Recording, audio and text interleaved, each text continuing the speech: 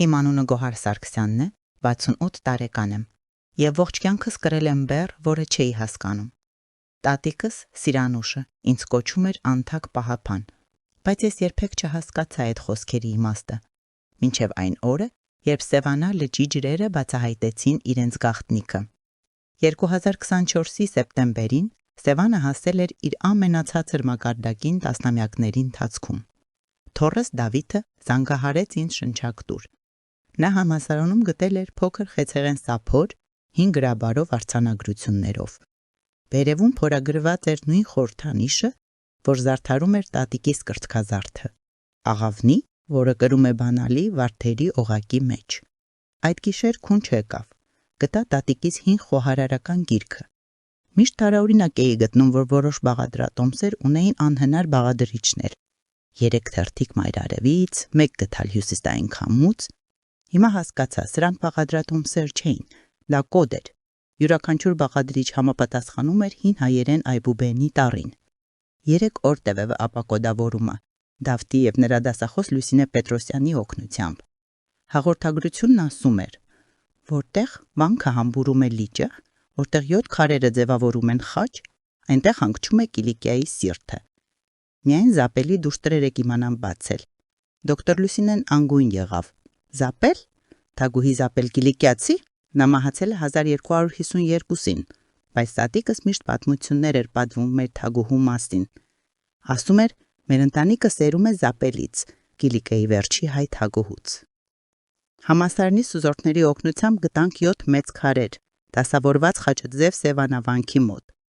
Քարերի միջև կար փայտե տապանակ Լիբանանի Եղևնուց։ Երբ բացեցին տապանակը իշխանությունների ներկայությամբ, բովանդակությունը բոլորին ցնցեց։ Ոսկի կամ զարդեր չէին, հարյուրավոր կտավի պարկեր էին, պարունակելով սերմեր, յուրաքանչյուրը պիտակավորված միջնադարյան հայերենով։ Դոկտոր Լուսինեն կարդաց արտասուկով։ Սրանք ցորենի, գարու, ծիրանի, խախողի տեսակներ են, բայց այս տեսակները անհետացել են դարեր առաջ։ Սա Կիլիկիայի խքեական ուսաբանական այգին է։ Կային այս ծրարներ ոսկե խողովակներում։ Առաջինը ասում էր. Ես, Զապելը, Կիլիկիայի թագուհին պահպանում եմ այստեղ ոչ թե ոսկի, այլ կյանք։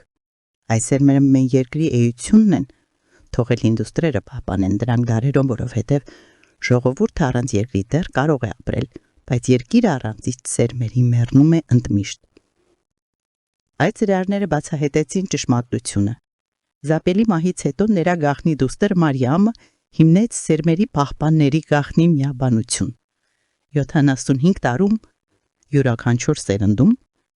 անրանիկ դուստրը ստացում էր սերմերը եւ դրանց փոխանցելու պատասխանատվությունը։ 1915-ի ցեղասպանության ժամանակ իմ ծառած Արուք-հայրիկը փախավ միայն մի պայրացով սերմերով։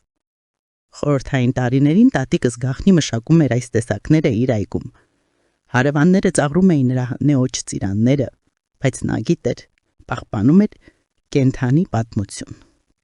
Տապանակում գտավ հաստատղթեր, որոնք հետևում էին իմ ազգային ծառը միջով Դապել։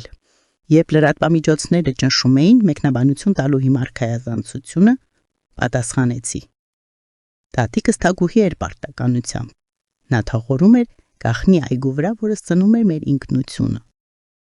Գյուղատնտեսության նախարարությունը առաջարկեց абսուրդ գումարներ սերմենի համար, բայց հիշեցի Զապելի խոսքերը։ Այս գանձը պատկանում է հայ ժողովրդին։ Նվիրաբերեցի ամեն ինչ գյուղատնտեսության ազգային ինստիտուտին։ 3 պայմաններով։ Սերմերը անվճար կբաժվեն հայ ֆերմերների, նախագծիկ անվանվելի Սիրանուշի այգի եւ պահպանների գիտություն կպահպանվի հրապարականին։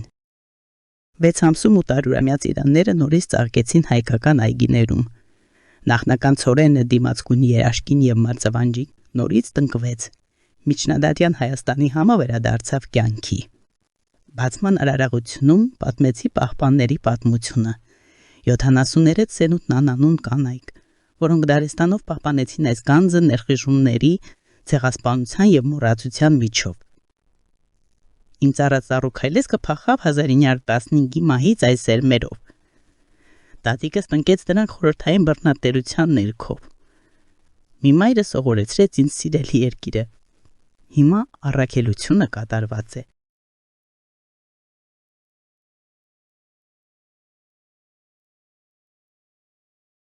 Թորս Դավիթը կլինի առաջին տղամարդը մեր տոհմի պատմության մեջ, որը կստանա պաղաբանների գիտելիքը։ Նախքան սովորեցնելը համոզվեցի, որ յան հսկանա։ Սա Աբակայի նկատմամբ պատասխանատվության մասին է։ Այդ գիշեր երազում տեսա տատիկիս անվերջ ծաղկահարված դաշտում։ Հիմա հասկանում ես, Գոհար ջան, ինչու էի ջրում այգին լուսավացից առաջ։ Այո, տատիկ, դուք ջրում եք անցյալը, որպեսզի ես կարողանամ հունձել Աբական։ Ոչ միայն դու, բոլորս մենք, 73 սերունդ կանայք, զապելից մինչև քեզ։ Արտնացա Տիրանի բորմունքով։ Անհնար էր, քանի որ ձմեռ էր։ Բայց Հայաստանը անհնարինությունների երկիր է, որոնք դառնում են իրականություն։ Այսօր անցկացնում եմ օրերս ինստիտուտում, սովորեցնելով երիտասարդ գյուղագետներին նախնական տեսակների մասին։ Երբեմն այդ թելունները հարցնում են, չեմ զղջում, որ նվիրաբերեցի արքայական գանձը։ Ես ժպտում եմ